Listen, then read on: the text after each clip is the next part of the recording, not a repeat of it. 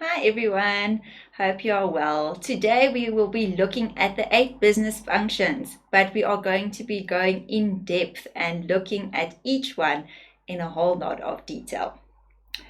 So our first function is our general management. Okay, so remember they plan, organize, lead and control. And management has 3 different levels. We will be looking at each one. So first of all, our top level management. Okay, these are our CEOs, these are our directors. They are responsible for long-term goals of the business, and we say that they make strategic decisions. So again, when you are studying this work, and especially the different levels of management, make sure that you know the differences between each one, and you need to also be able to give specific examples of the type of employees or positions that are held. So remember, top level is your CEOs and your directors.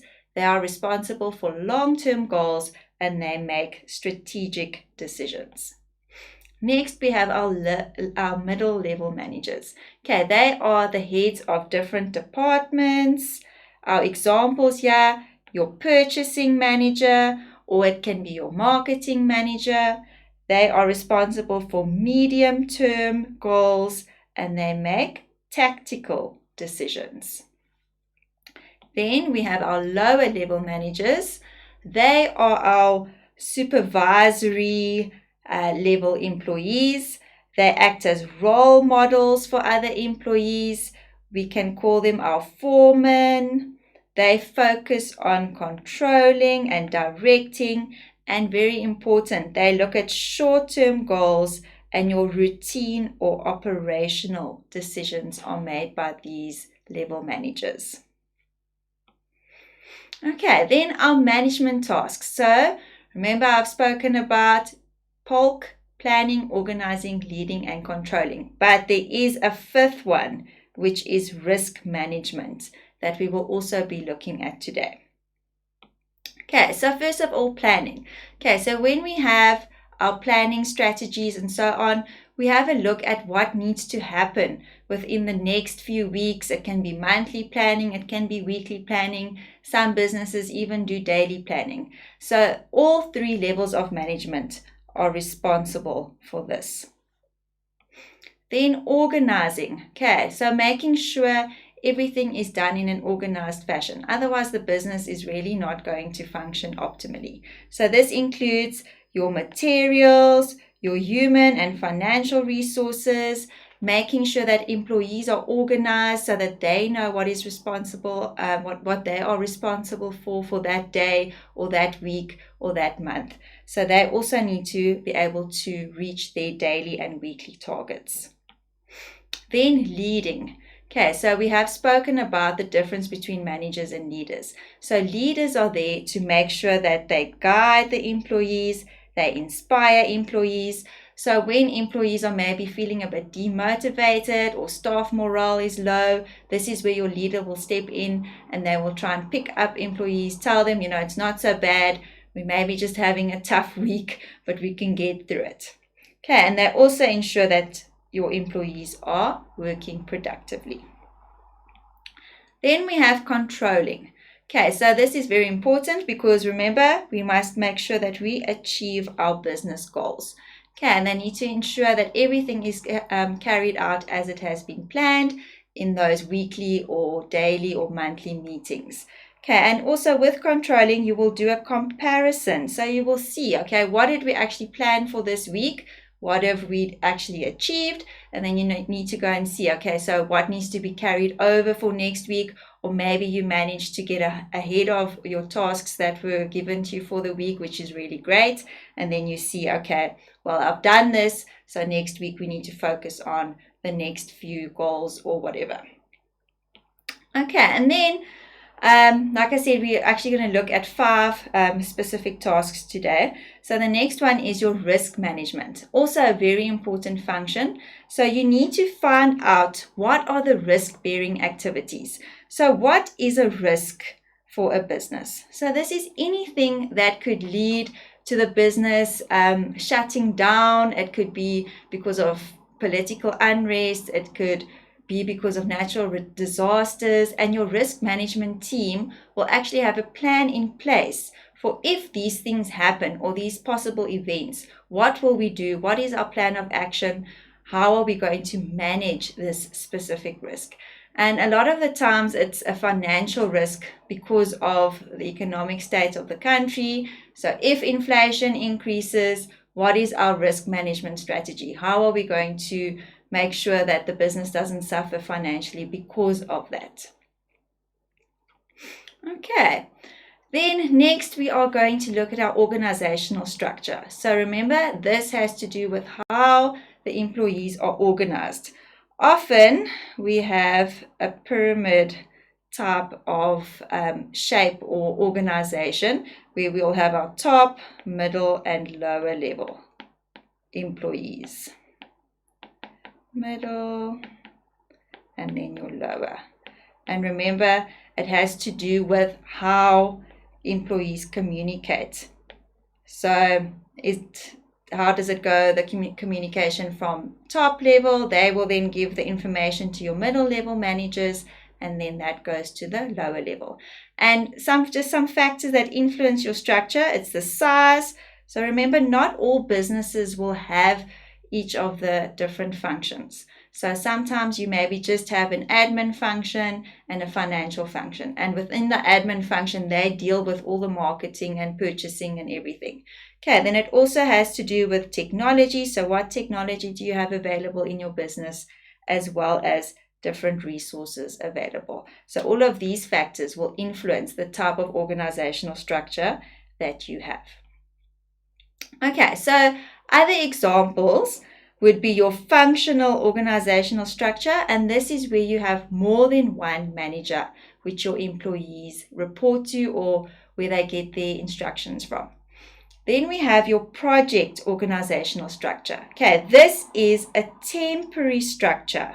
Okay, employees will only be in this specific structure for as long as the project continues. Once the project is completed, they go back to their normal departments. So just remember, project is temporary. Then we have our matrix organizational structure.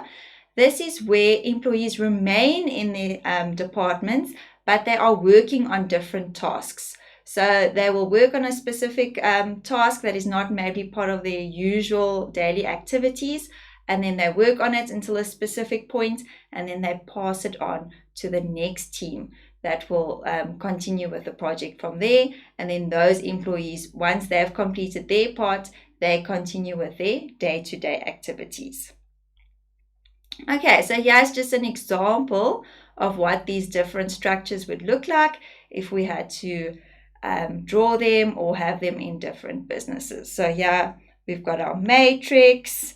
Here we've got a project, an example of a project structure. We will have your different project managers, and then you'll have the different staff or employees working under each manager. Okay, then our next one, our admin function.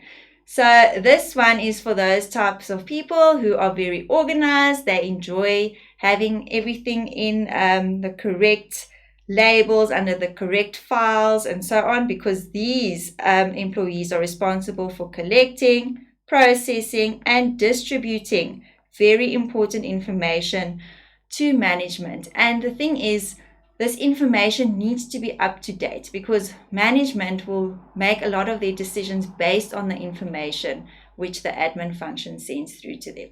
And also important is that admin needs to have up-to-date recent technology available. Otherwise, they are not able to do their jobs properly. Okay, then some of the activities. So what do the admin function do? They manage information. So for example, they need to check all the accounting records. So keeping all the books up to date, the balance sheets, the income statements, and so forth. They also work with the budget together with the finance department. Then they handle information. Okay, so they collect information both from outside and inside the business. And then also some general office practice. So they need to know how to handle customers that come in from outside. They need to be courteous on the phone. They need to make sure that they are dressed appropriately for the business. So they need to be up to date with what their dress code is. Because remember, often the admin employees or the admin staff is basically the first person that a customer would come into contact with when they contact the business. Either if they come to the business physically, or if you phone a business, it's the first person that you would talk to, or even if you send an email. So they need to know what is expected of them in terms of general office practice, how to word emails, and just how to speak courteously on the phone. Okay, then next one is your IT or information technology. And this is everything that the admin function needs, like your electronic equipment to help them with their admin tasks. So it can be their desktop, their laptop, their tablet, Wi-Fi, etc. So it's all your ICT, which stands for Information Communication Technology. Okay, then also important, we need to know the difference between what data is and what information is.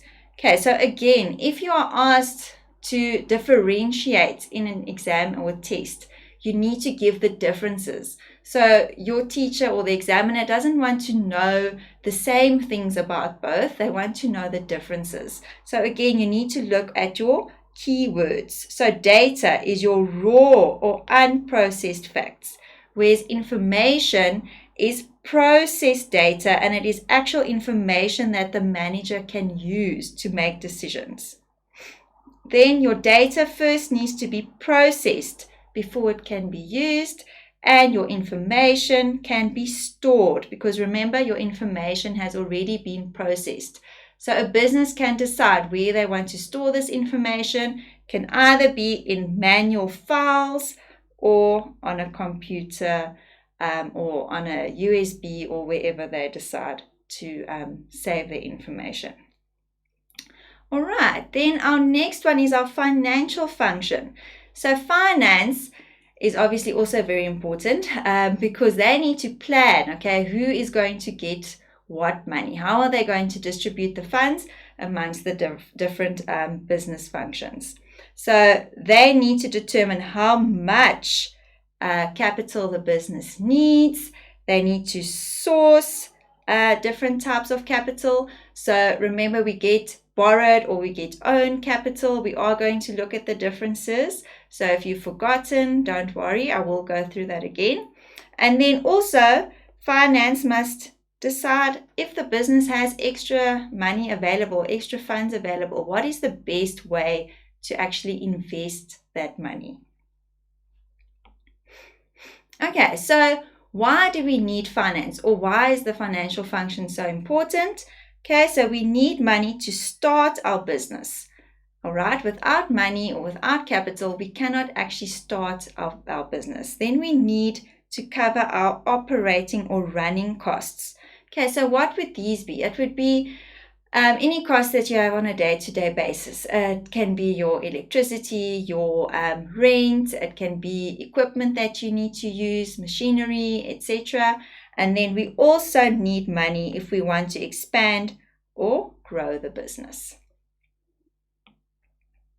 All right, now we spoke about needing sources of finance. So often, a lot of businesses don't have their own money available. So they don't have own capital, they don't have their own funds. So what are some of the ways in which businesses can obtain funding? Okay, so the first one is a bank loan. This is the most common. So this is money that you will borrow from the bank, and then unfortunately, we have to repay it with interest. So that means that you end up paying back a lot more than what you initially borrowed. Okay, and this is an example of long-term financing. Then we get our bank overdrafts. Okay, so an overdraft is now a short-term loan. And the thing with an overdraft, it's actually quite nice or better for the business in a way. They will only be charged interest when they use the overdraft facility. So they're not charged just for having it, only when they use it. And again, you have to repay whatever you use with interest. Okay, then we get something called an asset-based loan. Okay, so an asset-based loan is money that is lent to the business if they want to expand. So remember we spoke about why we need financing, and one of the reasons was if your business wants to expand.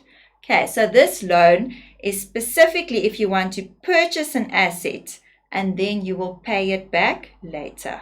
Okay, and again, you will probably pay it back with some interest, and you will not own that asset until it is completely paid off. Our next source is grants. Okay, this is money provided by the government. Okay, so it's not by banks, it's not by any other financial institution, it's just government. And they want to help small businesses in particular when they are just starting out. Okay, then our next one is receivable finance. Okay, this is a loan provided to businesses when they are still waiting for payment of goods and services. So this is maybe if you've had like a very big contract and you've supplied a whole lot of equipment, or you've supplied, like, let's say you are in the manufacturing of school desks, and you've now supplied a school with a whole lot of desks, but you're still waiting for them to pay you for all of that. So that means you are without money because you've invested all your money into making these products, but now you're waiting for the school to pay you, and therefore you're now scared that you might end up with some cash flow problems. So then you go and borrow money just until you get paid by whoever has ordered the school desks from you. Okay, then we get angel funding. Okay, so this is normally a wealthy entrepreneur that maybe wants to invest some of their money to help another business start up. So this is just in the startup phase of a business. And then we get venture capital. Now, venture capital and angel funding are actually very similar, so don't get confused between the two.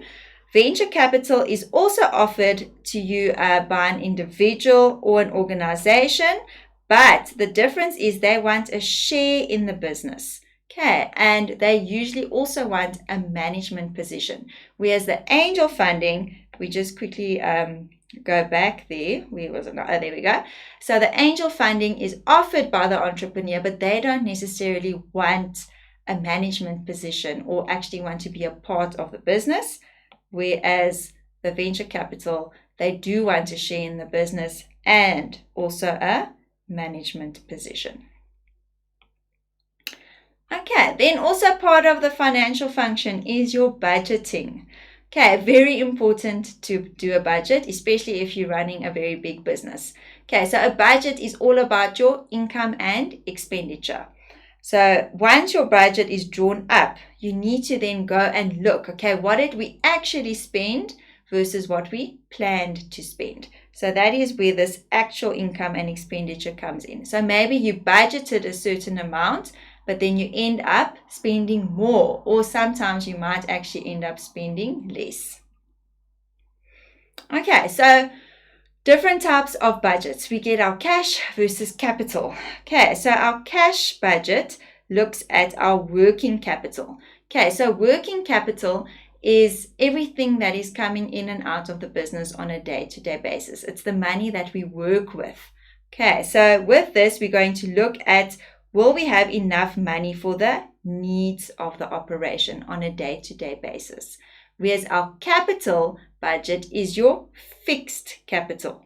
And this is money that you can't really touch because it is invested into different assets or equipment. Okay, so your machinery or buildings. And like I said, these are fixed assets. So you can't use that money, but it is still part of your business. Okay, then we also get investments. Okay, so remember right at the beginning, we said that the finance department or the financial function has to decide where the business will invest any surplus or extra funds. So if it's very good to invest the extra money so that your business's money can grow without you actually working for it. So we want our money to increase. So the finance function needs to make sure that they are investing the money in a financial institution that will actually generate more money for the business. Okay, then we get different types of capital as well. So our fixed and working capital. So these actually fall in with our different budgets as well.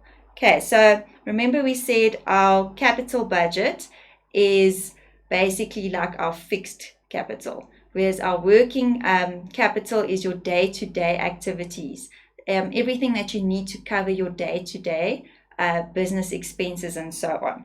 So your fixed capital will be your fixed assets.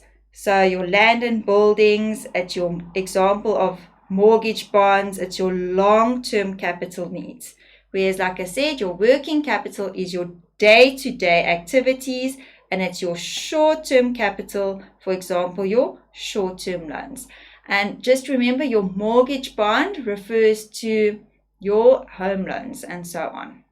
So it's more of your long-term capital, which is like 20 years. Whereas your working capital will be your short-term, something that you need. Maybe you buying new vehicles or equipment and you pay that off within 3 to 5 years versus the mortgage bond, which is 20 years. Okay, then we also get different types of capital, your own and borrowed. So own capital is something that you own. It's your own money. Okay, you're not borrowing it from anyone else. It's your own money. So therefore we say it's not a liability because you aren't paying it back. It's not something that you're taking a risk on. It is your own money that you've decided to invest in your business. Whereas borrowed capital is from your financial institutions like your banks. And this is a liability for the company or the business because it must be repaid. And if you fail to make your repayments or if you can't do it, then the bank or whoever you've borrowed the money from will come and seize your other assets. So that is more of a risk or a liability. Okay, so that is the end of our finance function. It's quite a lot to remember, but just make sure that you can remember the differences or be able to differentiate between the different types of capital, owned and borrowed, different types of budgets, and so forth. Okay, then our next one is the purchasing function. With purchasing, they need to go and buy. So purchasing is all about buying. They need to buy certain raw materials, everything that is needed for the business, for production, or just so that the business can operate on a day-to-day basis. So they need to look for suitable, new, and better suppliers.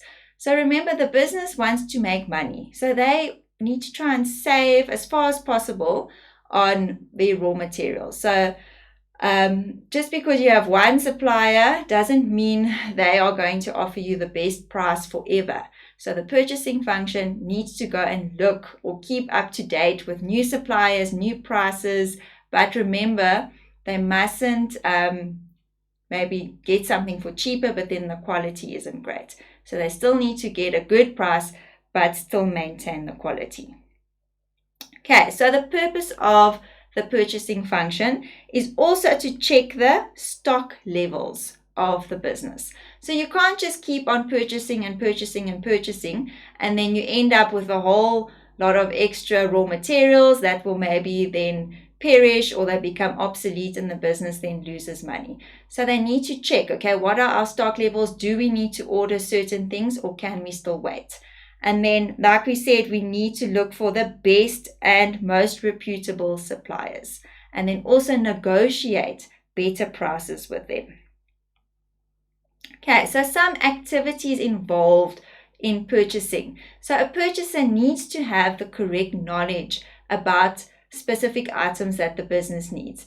They need to go and look again for suitable, new, and better suppliers. So you see, it keeps on reminding us that it's so important that you have the right supplier for your business and for that particular item that you need to produce. And like we said, they need to check stock control and make sure that stock is available for production. But obviously you don't want too much stock on hand, but you also don't want too little so that production cannot take place. Okay, then very important, I'm going to put an NB here, is the purchasing procedure steps. Okay, so unfortunately, you're just going to have to study these. The steps don't have to be in a specific order. You can write them in any order that you want, but they are important. So the first thing, you need to look at the need for the product. So you will then go and ask, let's say, the production function. Okay, what do you need for this week's production to take place? Or you'll go and ask the admin function. Maybe they are short on supply in on paper or ink cartridge or whatever it might be. Then you're going to go and look for different prices for those products that are needed. After that, you're going to look for a suitable supplier. Then you place your order. The supplier will then tell you it is ready for collection. Then you need to go and collect it, or normally they will deliver, but you then need to receive the order. Then you pay the supplier. After that, you need to distribute the stock to all the different departments or to whichever business function needed things. So if it was admin function that needed more paper or ink cartridge, then you will make sure that the admin function gets their stock. And then you complete the order. And this is normally where you file your invoice, you make sure that the delivery note has been filed, and you have to keep it on file and on record for in case there's a query at a later stage. Okay, here's just another example, a diagram of the different steps. And like I said, unfortunately, you're just going to have to study those 8 steps. Okay, now also very important is the importance of stock control. Okay, so again, like I said, these are also NB for you to know. It helps the business to determine the value of stock. So remember, the business has paid money for this. So the stock is actually an asset. So you need to know what is the value of the stock that we have in storage. Okay, then it helps the business to check the cost and selling price of the products. Remember, the cost price is what you bought it for, not what you are going to sell it for. Okay, the selling price has your markup added to the stock, to the cost price. Then you need to make sure that you have enough stock to meet the demand of your customer. So if you don't have enough stock, your customer is going to go and support another business. So then you will lose money. So very important that you can meet consumer demand. And then you also need to make sure that you can keep the correct levels of stock on hand. So again, there's a very fine line. You don't want too much stock on hand, but you also don't want too little. Okay, then we sometimes purchase items using cash or we use credit. So we need to know what is the difference between making a cash versus a credit payment. So again, same as what we've been seeing with our different budgets, we need to know what the key differences are. So cash payments are made by physical hard cash, whereas credit is payment for a future date. Cash payments have an immediate effect on the cash flow of the business. So you have that cash immediately. So that means your cash flow increases immediately. Whereas with credit, it is something that is going to only be paid in later.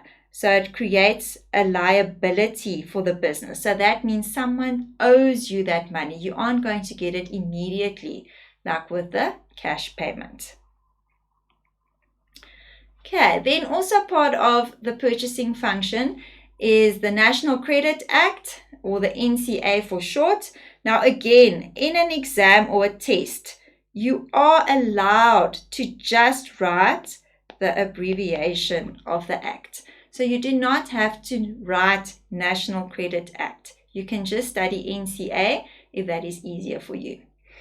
So with the National Credit Act, they provide credit providers and the credit applicant with clear guidelines about their rights and responsibilities. So the credit provider is the person or the institution that is giving you the credit or the money, whereas the credit applicant is the person who is applying, or the business or individual who needs the money. Okay, then we need to know what is the purpose of the NCA. Okay, they make sure that the credit market is accessible to all South Africans. So it doesn't matter what background you have, where you come from, what religion you have, it should be available to all South Africans. Then it must encourage responsible buying. So they don't want creditors or banks or whoever to give credit to consumers who can't actually afford it. So they must do it in a responsible way.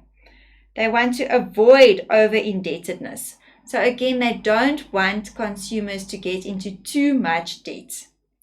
They must correct imbalances between the power of consumers as well as credit providers. So the Credit Act basically makes sure that consumers as well as credit providers have rights. But again, they also have responsibilities.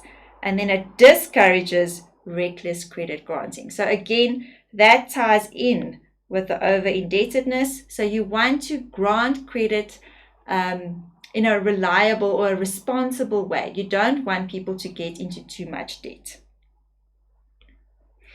Okay, then some of the rights and responsibilities that we've been speaking about. So you have the right to apply for credit. You have the right to receive information in your official language. So if you don't understand English or Afrikaans or whatever it might be, you have the right to ask for a credit agreement in a language that you understand, that you can read and write. Then you have the right to be protected from unfair discrimination in terms of granting credit. So no one is allowed to discriminate against you based on your background, age, gender, etc. Then what are our responsibilities in terms of credit? So businesses must conduct credit assessments. So this is where they are going to check, okay, can this consumer actually afford this debt or this loan? So they're going to check your pay slip. They are going to check what are your other monthly repayment obligations. So they're going to look, okay, how much money do you earn versus how much are your expenses? And then they're going to decide, okay, can you actually afford to repay this amount that you want to borrow or that you want to lend? Okay, then some remedies of the NCA. So if you feel like you've been discriminated against or been treated unfairly, these are the places that you can go to go and complain and to get help. So the first example, the Consumer Tribunal, you can go to the NCC, the National Consumer Commission, or to the Ombudsman. And different industries have different ombudsmans. So you will have an insurance ombudsman, for example, where if you feel like you've been treated unfairly in terms of insurance, you can go and complain there. Okay, so what is the impact of the NCA on businesses? Whenever you are asked for the impact, please remember you need to give positives and negatives, or advantages and disadvantages, but you don't have to give positives and negatives. You can decide you just want to focus on 4 positives, or you just want to focus on negatives, or you can do half positive, half negative. But just remember, impact refers to discussion of positive versus negative. Okay, so some of the positives, it lowers bad debt, which increases the cash flow for the business. It protects the business from non-paying consumers.